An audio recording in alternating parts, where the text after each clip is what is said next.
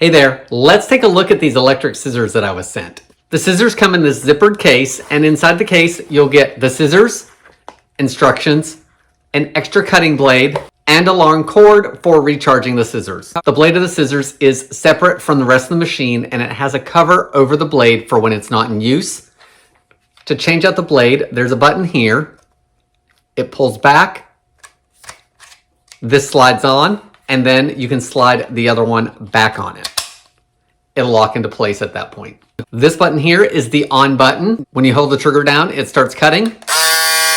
And I do want to note that there is no safety on this. So once the trigger is pulled, they are going to start working as long as there's a charge. When charging the scissors, the charging port is in the back. The adapter plugs into there and the light will turn red. This will charge for 3 to 5 hours until it reaches a full charge, and then the light will turn out once the charge is complete. The scissors are going to cut through multiple products and thicknesses.